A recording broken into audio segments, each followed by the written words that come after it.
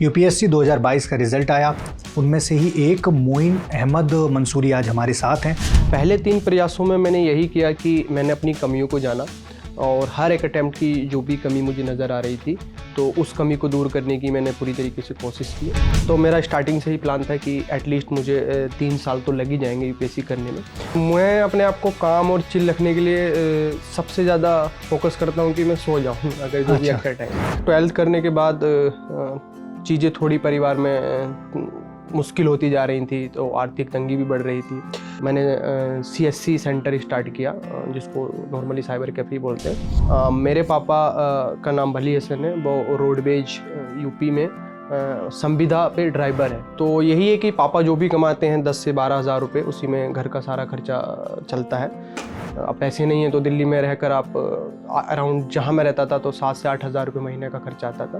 तो घर वाले उतने पैसे दे नहीं सकते थे क्योंकि उनकी तो टोटल इनकम ही 10 से 12 हज़ार है। हमारा एक ग्रुप है तो उसमें मैंने चेक किया तो उसमें मुझे बधाई का संदेश प्राप्त हुआ था।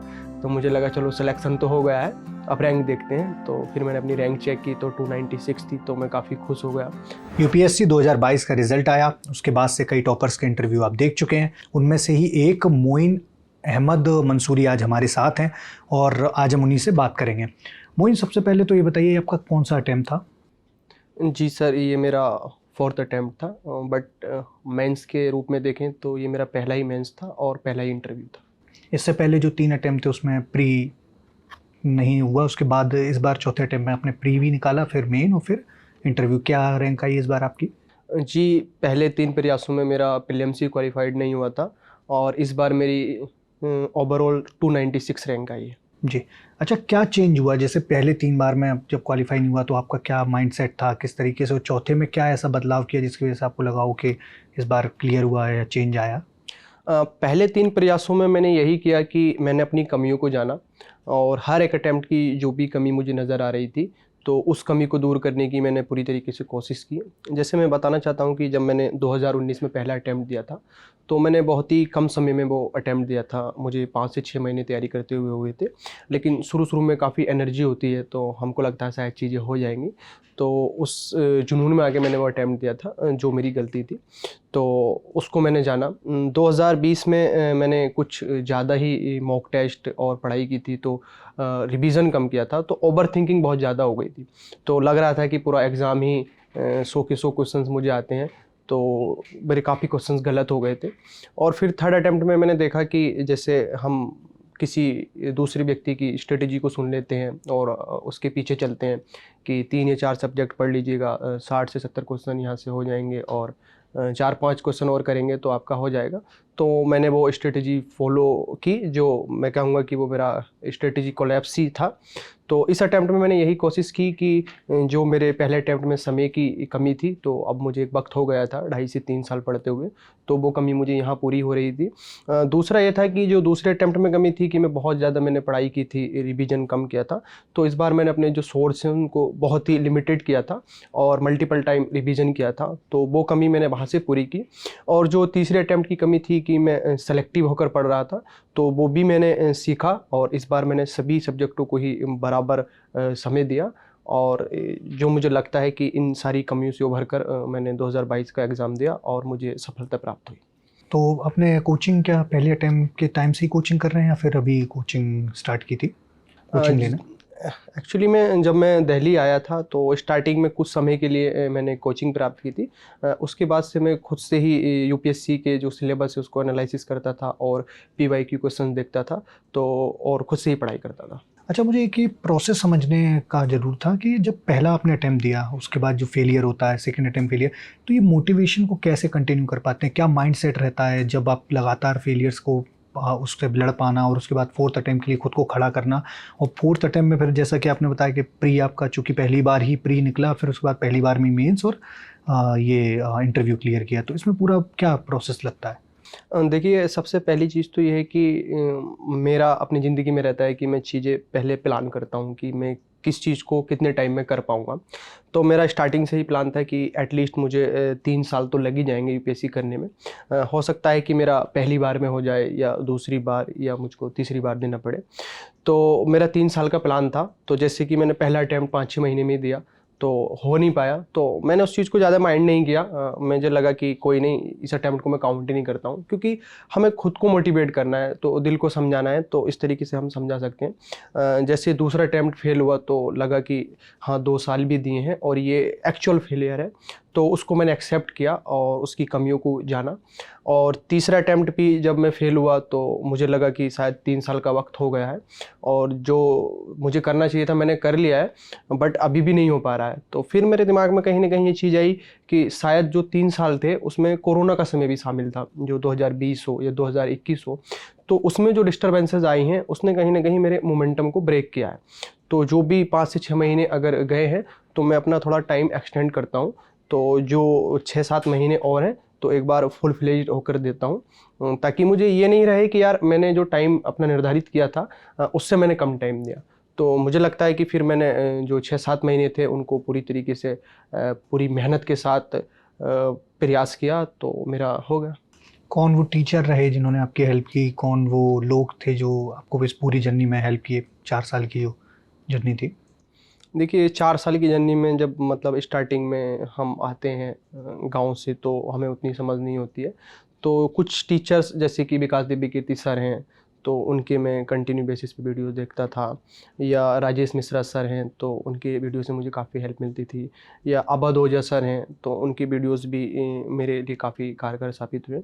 और इसके अलावा मैं ज़िक्र करना चाहूँगा कि अतिया फाउंडेशन से मैं जुड़ा हुआ हूँ। तो वहाँ पर मेरे मेंटर हैं 2019 बैच के आसिफ यूसुफ, तो उन्होंने मुझे निरंतर मार्गदर्शन प्रदान किया, और साथ ही किसी भी फाइनेंशियल और अदर प्रॉब्लम से लड़ने के लिए उनके अत्या फाउंडेशन के जो फाउंडर हैं साहिल सर, उन्होंने मेरी काफ़ी मदद की। विकास सर, अवध ओझा सर और बाकी आपने बात की, सबसे किसी से मुलाकात हुई उसके बाद, क्लियर करने के बाद? विकास दिव्य कीर्ति सर से तो अभी रिसेंटली मैं मिलकर आ रहा हूँ। अरे सर वाह! ने मुझे मिलने के लिए बुलाया था, तो मुझे भी काफ़ी अच्छा लगा कि चलो पहली बार सर से मिलते हैं, क्योंकि मैं कभी मिला नहीं हूँ सर से। मॉक इंटरव्यू में मुलाकात हुई थी, तो उसमें तो एक मॉक इंटरव्यू की तरह ही सर ने कैंडिडेट के रूप में लिया था, लेकिन आज कुछ व्यक्तिगत बात की और मुझे काफ़ी अच्छा लगा। क्या बात हुई आपकी उनसे? सर ने मेरी जर्नी के बारे में जाना तो काफ़ी उत्साहित थे, और अपने कुछ शेयर एक्सपीरियंस सर ने मेरे साथ शेयर किए, और मैंने भी सर से काफ़ी बात की, और कुछ बच्चे थे तो उनको भी मेरी जर्नी के बारे में बताया, तो एक प्रेरणा के रूप में लेने की बात कही, तो मुझे भी काफ़ी अच्छा लगा। जब आप जर्नी की बात कर रहे थे पिछले सवाल में, जब आपने बताया अतिया फाउंडेशन का, तो आपने फाइनेंशियल प्रॉब्लम्स की बात की थी, तो मैं आपका बैकग्राउंड जानना चाहूँगा कि आप कहाँ से पढ़े हैं, कैसा क्या बचपन से पूरा? जर्नी के बारे में यही है कि मैं एक निम्न मध्यम वर्गीय परिवार से आता हूँ। मेरे पापा का नाम भली हसन है, वो रोडवेज यूपी में संविदा पे ड्राइवर है। मुरादाबाद में? जी, जी। और मेरी माँ एक हाउसवाइफ़ हैं, तो वो घर ही रहती हैं, और हम घर में 4 भाई हैं और 1 बहन है। तो बड़े भाई ने रिसेंटली अभी प्राइवेट जॉब स्टार्ट की है, बाकी जो छोटे 2 भाई हैं वो भी पढ़ाई करते हैं, और मेरी सिस्टर ने भी अभी 12th का एग्ज़ाम आप पास दूसरे किया। नंबर के भाई हैं? जी। तो यही है कि पापा जो भी कमाते हैं 10 से 12 हज़ार रुपये, उसी में घर का सारा खर्चा चलता है। और इसके अलावा मेरे एक ताया हैं, उनकी डेथ हो गई है, उनकी 6 लड़कियां हैं, तो थोड़ा हमको उनको भी सपोर्ट करना रहता है। तो फाइनेंशियल प्रॉब्लम तो घर में है ही। इसके अलावा स्कूलिंग की बात करूं तो मैंने जो अपनी क्लास 6 तक की एजुकेशन ली थी वो गांव के ही पास में एक स्कूल है तक्षशिला शिशु बाटिका विद्यालय, तो वहाँ से प्राप्त की थी। उसके बाद मैंने 10th और 12th जो था अपने गांव में ही एक कॉलेज है तो वहाँ से प्राप्त किया था। और उसके बाद जो स्नातक किया है मैंने वो भी गांव के पास 5 किलोमीटर दूर महात्मा ज्योतिबा फुले रोहिलखंड यूनिवर्सिटी है, तो उससे संबंधित एक निजी महाविद्यालय है, तो वहाँ से प्राप्त की है। मैं नाम इसलिए नहीं लेना चाहता क्योंकि मुझे लगता है कि मेरे नाम लेने से वहाँ पे कोई इस बेसिस पे एडमिशन ले कि शायद यहाँ से पढ़ के मुझे कुछ फ़ायदा हुआ है, तो मुझे उतना एडवांटेज हुआ नहीं है। तो मैं ये नहीं चाहता कि कोई वहाँ जाकर एडमिशन लेकर ये सोचे कि वो आईएएस बन सकता है। अगर आपके पास मौका है और आपके पास अपॉर्चुनिटी है तो अच्छी जगह से एजुकेशन प्राप्त कीजिए, अच्छे टीचरों से मार्गदर्शन लीजिए, तो उसका आपको एक अलग ही एडवांटेज रहता है। और परास्नातक की उपाधि मैंने Indira Gandhi national open university से मास्टर इन पॉलिटिकल साइंस में प्राप्त की है। अच्छा। अच्छा, आप एक बता रहे थे मुझे जब इंटरव्यू शुरू होने से पहले कि आपने अपना कैफ़े भी चलाया था जी। परिवार में मदद करने के लिए, तो उसके बारे में थोड़ा-सा बताइए? जी, एक्चुअली मैं 12th करने के बाद चीज़ें थोड़ी परिवार में मुश्किल होती जा रही थी, तो आर्थिक तंगी भी बढ़ रही थी। साथ ही मेरा भी अपना ड्रीम था कि मेरे 2 ड्रीम साथ चल रहे थे कि मुझे क्रिकेटर भी बनना है या आईएएस बनना है। तो मैं सोच रहा था कि मैं अपने सपनों को खुद के बल पे पूरा करूं। तो मैंने सोचा कोई एक ऐसा विकल्प निकाला जाए जिससे कि घर की भी मदद हो जाए और मेरा सपना भी कंटिन्यू चले। तो मैं थोड़ा मोबाइल वगैरह चलाने में एक्सपर्ट था। तो मैंने सीएससी सेंटर स्टार्ट किया, जिसको नॉर्मली साइबर कैफ़े बोलते हैं। तो उसमें ज़्यादा इन्वेस्टमेंट थी नहीं, एक लैपटॉप और प्रिंटर लेना था जो मेरी माँ ने मुझे उपलब्ध करा दिया था, जो भी उनकी जमा पूंजी थी। तो वहाँ से मैंने स्टार्ट किया। तो शुरू में तो मैं अपने पहला जो ड्रीम था क्रिकेटर, उसी की तरफ अग्रसर रहा। बट बड़ा मुश्किल होता था, सुबह से दोपहर तक दुकान पे बैठते थे, फिर थक जाकर प्रैक्टिस करना। तो धीरे धीरे समझ में आया कि नहीं यार, ये तो बहुत मुश्किल है। और दूसरी चीज़ ये थी कि मेरा सिर्फ जुनून था कि मुझे क्रिकेटर बनना है। शायद मेरे अंदर वो एबिलिटी नहीं थी जो स्किल्स क्रिकेटर के लिए चाहिए, जो डेडिकेशन चाहिए, जितना आपको सेक्रीफाइस चाहिए, वो मेरे अंदर नहीं था। तो मुझे समझ में आ गया कि नहीं, ये मेरे बस की बात नहीं है। मैं सिर्फ दूसरों को देख के सोचता हूँ कि मैं बन जाऊँगा, बट मेरे अंदर ये चीज़ है नहीं। लेकिन मैंने करा इसलिए क्योंकि अगर मैं डायरेक्ट सिविल सर्विसेज की तरफ जाता तो शायद मुझे ये मलाल रहता है कि यार मैं क्रिकेटर नहीं बन पाया। तो मैंने अपने ड्रीम को ख़त्म किया पूरी तरीके से कि यार हम इसमें पूरी अपनी ताकत झोंकते हैं और फिर देखते हैं कि हम कहाँ निकलते हैं। तो वो बड़ा ज़रूरी है, यदि आप किसी नई चीज़ की शुरुआत करने जा रहे हैं और आपके दिमाग में कोई दूसरी चीज़ चल रही है, तो पहले आप उसमें अच्छे से देख लीजिएगा। अगर आपका फर्स्ट ड्रीम ही सफल हो जाता है तो वो तो सबसे अच्छी चीज़ है। लेकिन अगर आप अपने आप को जान जाएँ कि यार हमारी यहाँ कमी है, तो आगे ज़िंदगी में कभी पश्चाताप नहीं होगा कि हमने ये चीज़ नहीं की।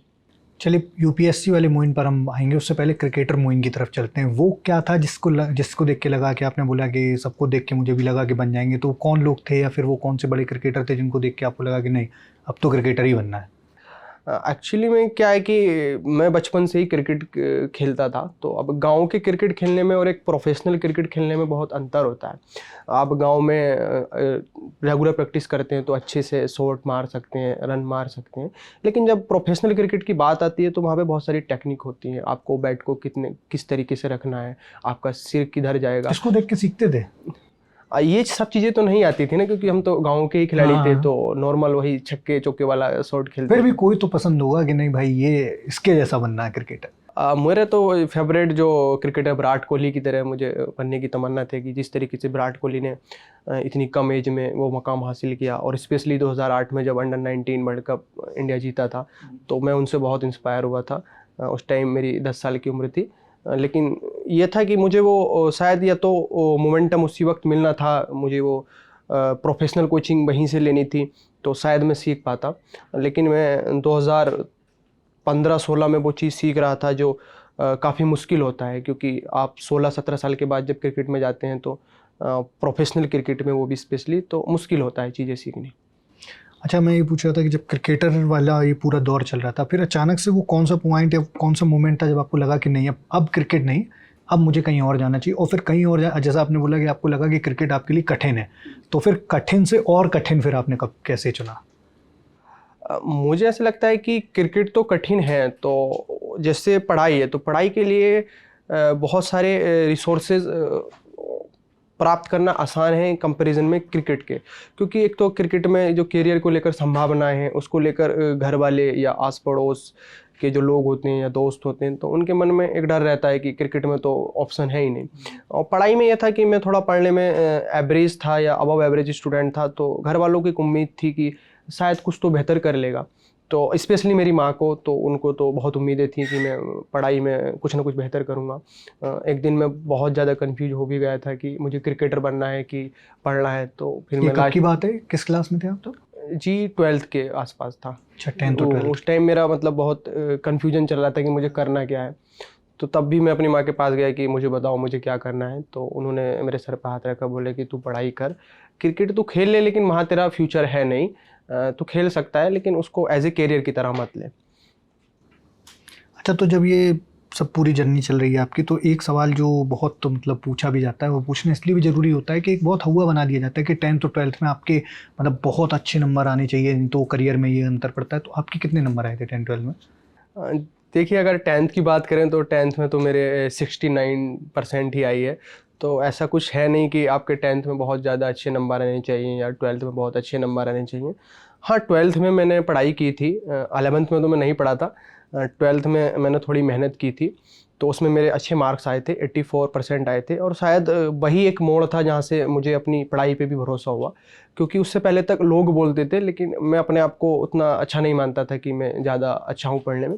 क्योंकि जो मैंने 12th में 84% लेके आया, तो वो बहुत ही कम समय में मैं लेके आया, क्योंकि मैंने 7 से 8 महीने की पढ़ाई की थी और 11th पढ़ा नहीं था। तो मेरे अंदर भी एक कॉन्फिडेंस जागा कि यार, अगर मैं इतने कम समय में इतना बड़ा अचीवमेंट हासिल कर सकता हूँ, तो मैं शायद कुछ भी कर सकता हूँ। तो एक टर्निंग पॉइंट रहा। ठीक है, अब हम आते हैं कि मुरादाबाद के एक छोटे से गांव में रहने वाला मोइन, वो क्रिकेटर बनना चाहता है। उसको क्रिकेट खेलते खेलते 11th-12th में जाके पता चलता है कि नहीं यार, क्रिकेटर नहीं, अब तो कुछ और करना है। और फिर वो जो कुछ और करने की चाहती, फिर वो आपको कैसे वो दिल्ली लेके आई, ये सब फैसले कैसे लिए और क्या क्या चीज़ें थी, किन लोगों ने आपकी मदद की वहाँ? एक्चुअली मैं जो स्नातक का फर्स्ट ईयर था 2016, तो उस टाइम तक क्रिकेटर ही दिमाग में चल रहा था। कैफ़े स्टार्ट करने के 6-7 महीने तक भी मैंने ट्राई किया घर से आना जाना। तो उस वक्त तक आकर चीज़ें समझ में आ गई थी कि नहीं, अब इस ड्रीम को छोड़ना पड़ेगा। तो 2017 के आसपास मैंने एंडिंग नवंबर में सोचना स्टार्ट किया कि अब जो मेरा दूसरा ड्रीम है सिविल सर्विसेज का, तो ये मुझे पूरा करना है। और मेरे अंदर एक आदत है कि जो भी चीज़ मैं सोचता हूँ तो उसे करने का मैं भरपूर प्रयास करता हूँ। जो भी मेरे पास रिसोर्सेज हैं या उन्हें पाने का मैं प्रयास करता रहता हूँ। तो फिर मैंने एस्टिमेट लगाया कि कितने वक्त मुझे लगेगा इस एग्ज़ाम को क्लियर करने में, कितना खर्चा आएगा, मेरे घर की माली हालत कैसी है, कौन लोग मुझे सपोर्ट कर सकते हैं, किन किन लोगों की मुझे सहायता मिल सकती है। तो वो सारी चीज़ें मैं 1 साल तक करता रहा।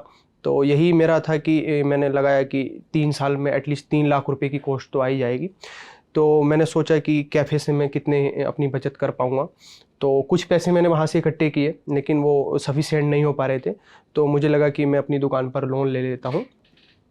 तो मैंने अपनी दुकान पर लोन करवाया, क्योंकि जो दुकान थी मेरे बाद मेरे भाई चलाते थे। तो मुझे लगा कि घर पर भी सपोर्ट चलता रहेगा और लोन की रकम भी चुकता हो जाएगी। मैं टेंशन फ्री रहना चाहिए हूँ 3 साल तक। मुझे 3 साल तक जो है किसी तरीके की परेशानी नहीं आनी चाहिए। बट वो भी रकम कम थी, तो उसके बाद भी थोड़ी जो कम पड़ी, तो फिर मेरे दादा ने सपोर्ट किया। उन्होंने अपने अकाउंट पे मुझे लोन लेकर दिया, जो अभी भी है। नेक्स्ट मंथ उसको चुकता करना है। तो ये सारी चीज़ थी, तो ये पैसे लेकर मैं दिल्ली आ गया। लेकिन 2019 में। 2019 स्नातक कर चुके थे तब आप? जी, जी, 2018 जुलाई में मेरा स्नातक कंप्लीट हो गया था। उसके बाद मैंने प्लानिंग बनाई दिल्ली आने की। तो 2019 में मैं दिल्ली में रहा, अच्छे से मैंने पढ़ाई की। लेकिन जो मेरा एस्टिमेट था वो थोड़ा मैं कहूँगा कि गड़बड़ हो गया, और मेरे जो पैसे थे वो ज़्यादा खर्च हो गए दिल्ली में। तो समय ये था कि 2020 मार्च के आसपास मुझे घर लौटने का वक्त था कि अब पैसे नहीं हैं। तो दिल्ली में रहकर आप अराउंड जहाँ मैं रहता था, तो 7 से 8 हज़ार रुपये महीने का खर्चा आता था। तो घर वाले उतने पैसे दे नहीं सकते थे, क्योंकि उनकी तो टोटल इनकम ही 10 से 12 हज़ार है। अगर 7-8 हज़ार रुपये मुझे मिलेंगे तो घर के बाकी खर्चों को कैसे चलाया जाएगा। तभी फिर एक NGO है अतिया फाउंडेशन, जिसने, हाँ, तो वहाँ मुझे एडमिशन मिला। वो लोग एग्ज़ाम कराते हैं हर ईयर।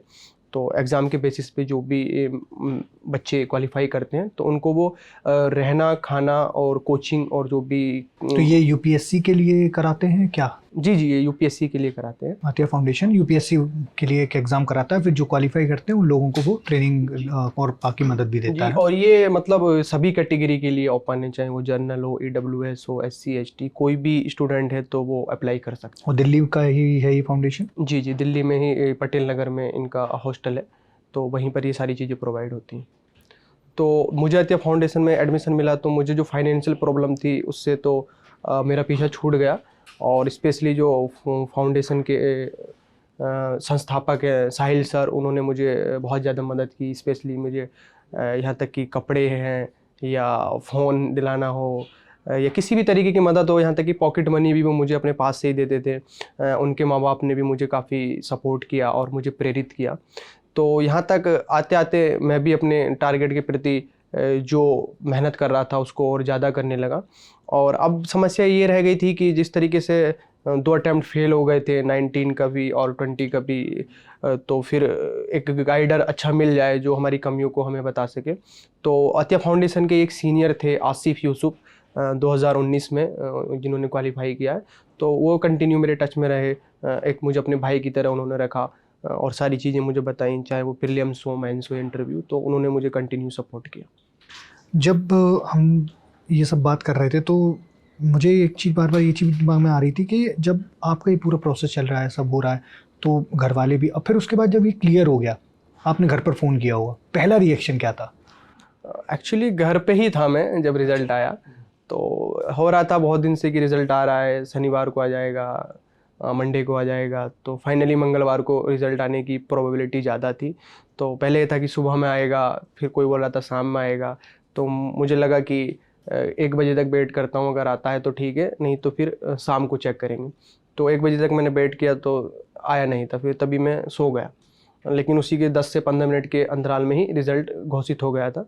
तो फिर मुझे आसिफ भैया ने कॉल किया। तो ये मोमेंट ऐसा था कि उन दिनों जो भी कॉल कर रहा था, तो मैं कॉल से पहले रिज़ल्ट चेक करता था कि शायद रिज़ल्ट आएगा तभी कोई कॉल कर रहा है। तो वही हुआ, मैंने उनकी कॉल उठाने से पहले हमारा एक ग्रुप है तो उसमें मैंने चेक किया, तो उसमें मुझे बधाई का संदेश प्राप्त हुआ था। तो मुझे लगा चलो सिलेक्शन तो हो गया है, अब रैंक देखते हैं। तो फिर मैंने अपनी रैंक चेक की तो 296 थी, तो मैं काफ़ी खुश हो गया। मेरी अम्मी मेरे पास ही खड़ी थी, तो उनसे मैं गले मिला और थोड़ा भावुक हो गया। उसके बाद तो फिर पूरा माहौल ही बदल गया, लोग जगह जगह से बधाइयाँ देने के लिए आने लगे और फिर तो अभी तक ये सिलसिला जारी है। और आपके जहाँ भी आप रह रहे हैं, समाज के लोगों ने, ज़िले में क्या पूरा माहौल कैसा था? समाज में, ज़िले में तो काफ़ी खुशी का माहौल है। एक मिथ था कि हमारे ज़िले से कोई व्यक्ति आईएएस जैसी प्रतिष्ठित परीक्षा उत्तीर्ण कर भी पाएगा कि नहीं, तो शायद वो मिथ टूट गया है। क्योंकि हमारे यहाँ अधिकतर जो तैयारी होती है वो स्टेनो या clerk group C D exam है, तो उन पर ज़्यादा फोकस करते हैं। आईएएस के बारे में थोड़ा लोग डरते हैं कि इतना बड़ा एग्ज़ाम कैसे पास होगा। तो मेरे सिलेक्शन से वो शायद मिथ वहाँ ख़त्म हो जाएगा और वहाँ एक नई लहर पैदा होगी और युवा काफ़ी प्रेरित होंगे मेरी सक्सेस से, जो मेरे लिए बड़ा मकाम होगा अगर मुझसे प्रेरित होकर कोई एक भी शख्स इस जर्नी में कामयाब होता है तो। एक चीज़ और ये जानना था कि जैसे एक चीज़ बोली जाती है कि कितने घंटे पढ़ाई की, मैं ये सवाल नहीं पूछूंगा कि आपने कितने घंटे पढ़ाई की। अब बताइए, जब पढ़ाई के टाइम के बाद, जैसे जितने घंटे भी पढ़ लेते थे, उसके बाद जब दिमाग एकदम पूरा थक चुके हैं, फिर क्या करते थे कि खुद को काम और चिल रखने के लिए? देखिए, मैं अपने आप को काम और चिल रखने के लिए सबसे ज़्यादा फोकस करता हूँ कि मैं सो जाऊँ अगर जो भी एक्स्ट्रा टाइम है, क्योंकि मुझे सोने से एकदम मैं तरोताज़गी महसूस करता हूँ। या अगर नींद नहीं आ पा रही है तो फिर मैं म्यूजिक सुनता हूँ। तो ये 2 चीज़ें ऐसी म्यूज़िक थी। किसका?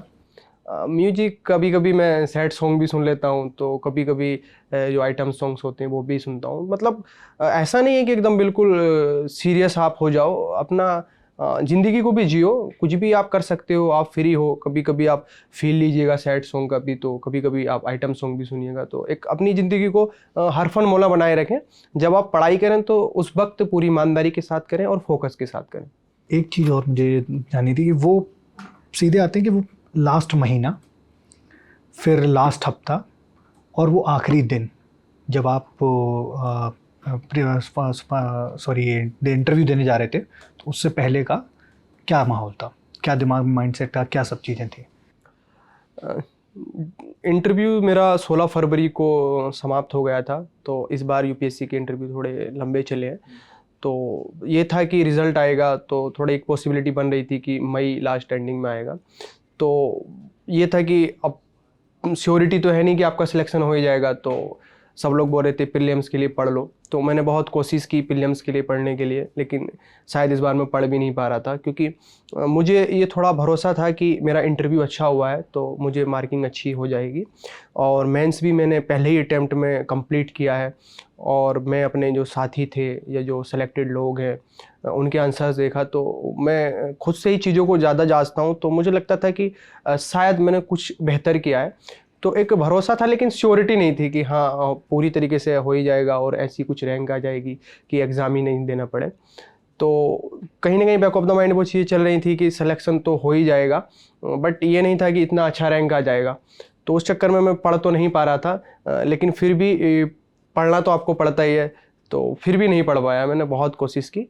तो यही स्ट्रगल चल रहा था। लास्ट के मंथ तक आते आते और ज़्यादा डर लगने लगा कि यार अगर अब तो सिलेक्शन नहीं होगा तो इस बार तो पढ़ाई भी नहीं अंदर की वो है। दुगदुगी होती हाँ, होगी। तो लास्ट हफ्ते में तो मैं बहुत ही ज़्यादा डर गया था, क्योंकि मैं बिल्कुल ही पढ़ा हुआ नहीं था। और फिर ये था कि अगर नहीं हुआ तो इस बार तो एग्ज़ाम देने के लायक भी नहीं है, क्योंकि पढ़ाई ही नहीं की है। थोड़ा मिथ्स पर और बात कर लेते हैं जो अपने इंटरव्यू से भी लेकर या पूरे यूपीएससी को लेकर जुड़े हुए हैं। सबसे पहला तो ये माना जाता है कि जैसे हम छोटे थे तो हर किसी के घर में होता है कि भाई यूपीएससी आईआईटी इन सबको बड़ा एग्जाम माना जाता है। तो ये बोला जाता था कि यूपीएससी की तैयारी करने वाले तो एकदम घुस जाते हैं किताबों में, किसी से मिलना नहीं है, बात नहीं करना है, पूरे दिन किताबों में घुसे रहना, पढ़ना है। ये ज़रूरी होता है क्या ऐसा कि किताबों में घुस जाओ पूरा एकदम गीक बन के? देखिए, मेरा मानना ये है कि एग्ज़ाम तो टफ़ है, तो मेहनत तो आपको करनी पड़ेगी। तो लेकिन ये नहीं है कि आप पूरा दिन ही किताबों में पड़े रहें। एटलीस्ट 8 से 10 घंटा अगर आपने पढ़ लिया तो काफ़ी है, मतलब जो मैं व्यक्तिगत रूप से मानता हूँ। लेकिन 8 से 10 घंटा आपका जो है ना, नेट पढ़ाई होनी चाहिए। ऐसा नहीं कि आप सिर्फ बुक खोलकर बैठ गए हैं और फिर आप ये बोल रहे हैं कि 8 से 10 घंटा मैंने पढ़ाई की है। अगर आप जेन्युइनली 8 घंटा पढ़ते हैं तो काफ़ी सफिशिएंट है, और 8 घंटे की आप अच्छे से नींद लीजिएगा, और बाकी 8 घंटे में आप अपनी जो भी अतिरिक्त गतिविधियां हैं, कुछ अपने आप को काम रखने के लिए आप व्यायाम कर सकते हैं, या जो भी जिसकी इंटरेस्ट है अपने दोस्तों से बात कर सकते हैं, तो वो करिएगा। मतलब हवा मत बनाइएगा कि सारे टाइम पढ़ना ही है। इस प्रोसेस को एंजॉय कीजिएगा, मैं ये कहना चाहूँगा, लेकिन रोज़ कीजिएगा। आप डेली पढ़िएगा, कंसिस्टेंसी बनाए रखिएगा। अपने मोमेंटम, जो आपको मोमेंटम मिला है ना, उसको मत टूटने दीजिएगा, वो सबसे ज़्यादा ज़रूरी है। जैसे मैं अपनी बात बताऊँ तो मैं किसी की शादी अटेंड नहीं करता था, त्यौहार पे घर नहीं आता था। इसलिए नहीं कि वहाँ एक दिन जाता है, जैसे मान ली ईद का त्यौहार आया तो लोग बोलते थे अरे आ जाओ, एक ही दिन की तो बात है। बट मैं इसको इस तरीके से देखता हूँ कि जैसे ही हमने प्लान बनाया घर जाने का, तो 4 दिन पहले से ही हमारे दिमाग में प्लान बनने लगते हैं कि हमको घर जाना है। तो पढ़ाई वहाँ पे डिस्टर्ब हुई, और जैसे ही आप घर से वापस आते हो, अगर आप दिल्ली रह रहे हैं या कहीं घर से दूर रह रहे हैं, तो फिर जो आपका रिदम था वो टूट गया। तो 4 दिन वो भी आपके गए, तो आपने एक दिन की जगह 4 से 5 दिन का नुकसान किया। तो वो सारी चीज़ें फिर आपको इस तरीके से, अगर आपने साल में 4-5 बार गए हैं, तो आपने जो पढ़ाई की है तो वो सारी चीज़ें मतलब आपको नुकसान पहुंचाएंगी। आपकी पढ़ाई को अच्छा ही मतलब अच्छा नहीं बना पाएंगी, बल्कि नुकसान ही पहुंचाएंगी। तो मैं यही कहना चाहूँगा कि अपने मोमेंटम को बरकरार रखिएगा और कंसिस्टेंसी रखिएगा, जो सबसे ज़्यादा ज़रूरी है। तो फिर सफलता आसानी से मिल जाती है। तो आइसोलेशन का कोई गेम नहीं है, पूरा गेम है तो माइंडसेट का और कंसिस्टेंसी का। जी, पूरा गेम मैं कहूँगा कि ईमानदारी का और कंसिस्टेंसी का है। जितने घंटे आप पढ़ रहे हैं पूरी ईमानदारी के साथ पढ़िएगा, और एक अच्छे मतलब दिशा में पढ़िएगा। ऐसा भी नहीं, क्योंकि देखिए ईमानदारी से भी बहुत लोग पढ़ते हैं, मेहनत करते हैं, लेकिन शायद वो चीज़ें नहीं पढ़ते जो एग्ज़ाम से रिलेटेड नहीं है। तो यूपीएससी के पीवाईक्यू क्वेश्चंस को देखिएगा, सिलेबस को देखिएगा, एनालिसिस करिएगा, उस दिशा में ईमानदारी से मेहनत कीजिएगा और कंसिस्टेंसी बनाए रखिएगा, तो फिर चीज़ें आसान हो जाएंगी। पूरी तरीके से आइसोलेट मत होइएगा, एटलीस्ट कहीं ना कहीं से तो कनेक्टेड रहिएगा। आइसोलेट इस टर्म में हो सकते हैं कि आप अगर घर से दूर रह रहे हैं तो घर कम जाइएगा, बट ये नहीं कि घर से बात करनी बंद कर दी, दोस्तों से बातें करनी बंद कर दी, तो फिर तो आप ऐसे जोन में चले जाओगे कि आपको वहाँ से निकलना भी बहुत मुश्किल होगा। एक चीज़ और जो एक हुआ पे हम लोग बात कर रहे हैं, तो एक हुआ इसको लेकर भी है, सिलेबस को लेकर, कि जैसे पहले भी हम लोग इंटरव्यू में इस चीज़ का जिक्र कर चुके हैं कि जितना भी सब कुछ है, सब जितना भी आप सुनते हैं, समझते हैं, देखते हैं, सब यूपीएससी के सिलेबस में। ऐसा है क्या? देखिए, जहाँ तक मेरी समझ है तो मुझे तो ऐसा नहीं लगता कि सब कुछ यूपीएससी के सिलेबस में है। यूपीएससी ने अपना सिलेबस बहुत अच्छे से डिफ़ाइन किया है, और आप एक बार मेंस का सिलेबस लीजिएगा और टॉपिक वाइज नोट्स बना लीजिएगा, और आप फिर उस पर भरोसा रखिएगा कि जो मैंने नोट्स बनाए हैं उसके बेसिस पे मैं आंसर लिख सकता हूँ। देखिए, मुझे जो लगता है कि यूपीएससी में आंसर राइटिंग का बहुत इंपॉर्टेंट रोल है, तो वहाँ पे ना आप एवरेज की कोशिश करिएगा। मैं कभी इस माइंडसेट के साथ नहीं लिखने गया कि मैं बहुत अच्छा लिख दूंगा या मैं बहुत परफेक्ट लिखूंगा। मेरी कोशिश यही थी कि यार मैं बहुत एवरेज आंसर लिख दूं, ताकि मुझे एक एवरेज मार्किंग हो जाए।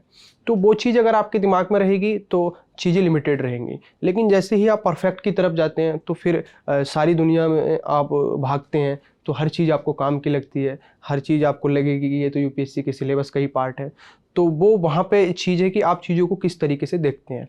तो मेरा यही था कि यूपीएससी के पीवाईक्यू को देखता था तो चीज़ें समझ में आती थी कि 70 to 80% चीज़ें काबू में हैं। हाँ, 10 से 20% चीज़ें ऐसी हैं जो आउट ऑफ द सिलेबस रहती हैं, तो बट उनके पीछे आपको उतना भागना नहीं है। अगर आपने 70 to 80% पे कमांड बनाई है तो 10 से 20% चीज़ें वो ऑटोमेटिक हो जाती हैं। एक इंटरव्यू को लेकर भी होता है कि इंटरव्यू में ये पूछ लेते हैं, आपने सोशल मीडिया पर भी देखा होगा कि कई जगहों पर एक रैंडम सवाल डाल दिया जाता है कि ये सवाल का, और फिर ऑप्शन दे दिया गया कि ये सवाल यूपीएससी के इंटरव्यू में पूछा गया था।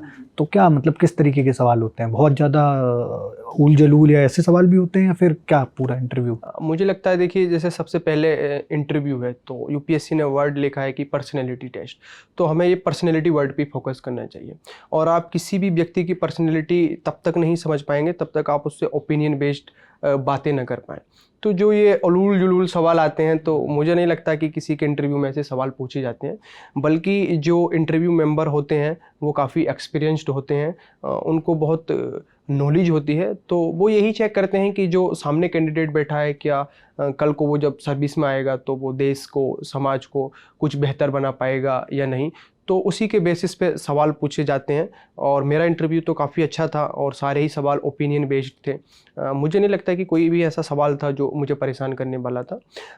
वो लोग ओपिनियन ले रहे थे और मेरा जो भी मेरी पर्सनैलिटी का पार्ट है उसके बेस्ड पे मैं जवाब दे रहा था, तो उन्हें जो भी अच्छा लगा उसके बेस्ड पे उन्होंने मेरी मार्किंग की। ओपिनियन की बात आई तो मैं भी आपका एक ओपिनियन लेना चाहूँगा। जब आप लोग तैयारी कर रहे होते हैं, जो भी यूपीएससी के कैंडिडेट्स होते हैं, तो तैयारी के समय हो गया या फिर ये कह लीजिए कि जब वो क्वालिफाई करने के बाद में पहुंचते हैं, जब उनकी ट्रेनिंग हो रही होती है, तो भ्रष्टाचार से लेकर समाज की सेवा तक उनको सारी पूरी ट्रेनिंग दी जाती है कि भ्रष्टाचार से कैसे बचना है, समाज की सेवा कैसे करनी है।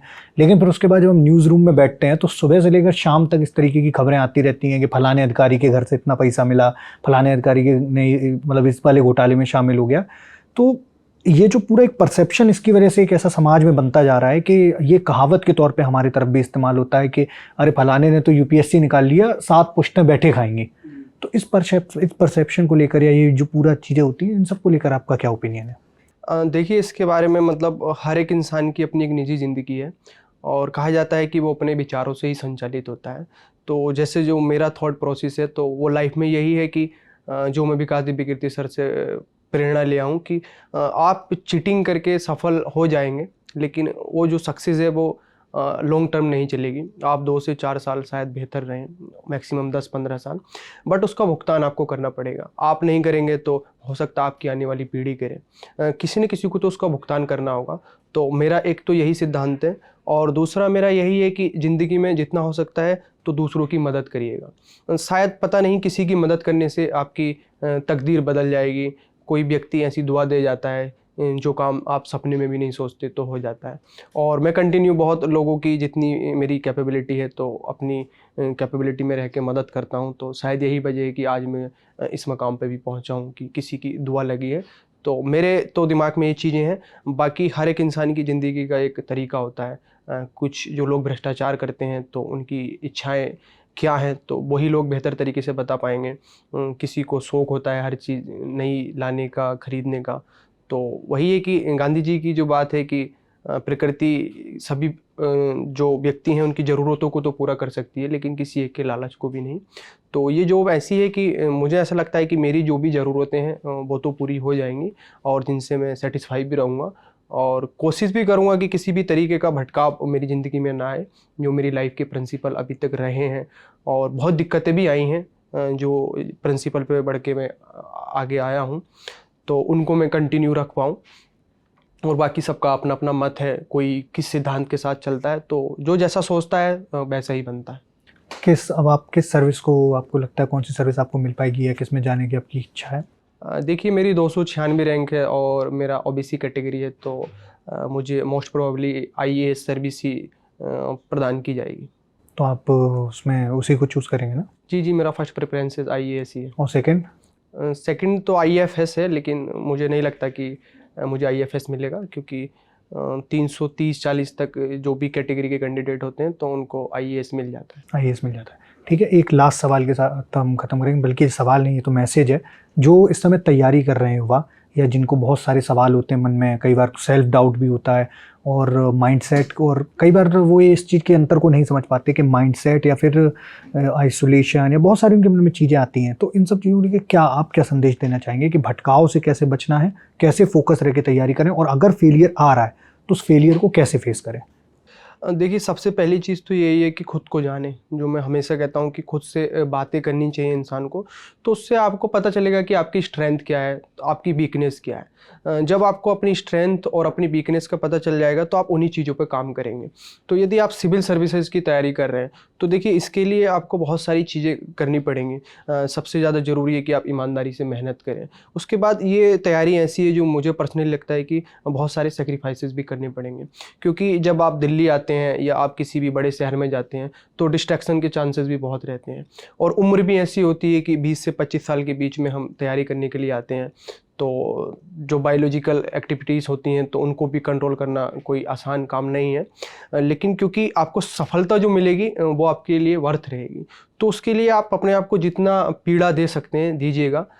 तो मैंने तो यही किया था कि अपने आप को जितना मैं कंट्रोल में कर सका चीज़ों को तो मैंने किया, और उसका परिणाम है कि मुझे सक्सेस मिली।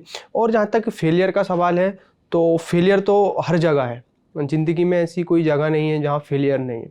तो फेलियर को नेगेटिव वे में मत लीजिएगा, बल्कि ये सोचिएगा कि ठीक है, आज ये फेलियर हुआ है तो अब मैं इसको जो अगली बार अटैम्प्ट दे रहा हूँ या अगली बार जो भी काम कर रहा हूँ तो इस फेलियर से मैं क्या सीख सकता हूँ। जैसे मैंने अपने प्रारंभ में ही बताया कि पहले 3 अटैम्प्ट में मुझे कहाँ कहाँ गलती लग रही थी, तो वहाँ से मैंने क्या क्या सीखा। अगर मैं उसको ये मान के बैठ जाता है कि नहीं यार, ये तो 3 अटैम्प्ट मेरे बेकार हो गए, मैं तो काबिल ही नहीं हूँ, तो थोड़ी मुश्किल होती। बल्कि मैंने उसको पॉजिटिव लिया कि हाँ, मुझे इस अटैम्प्ट में ये कमी लगी, इस अटैम्प्ट में ये कमी थी, और फाइनली मैंने 2022 में जो अटैम्प्ट दिया उन सारी कमियों को दूर किया, तो मेरा रिजल्ट आया। यूपी बोर्ड से हिंदी में पढ़ाई की और आज यूपीएससी को क्लियर किया है। हमारे साथ मोइन अहमद थे। इस तरीके के और भी इंटरव्यू आपको दी लल्लन टॉप पर मिल जाएंगे। मेरा नाम है उदय भटनागर, कैमरे के पीछे मेरे साथी हैं आलिश। आप देख रहे हैं दी लल्लन टॉप।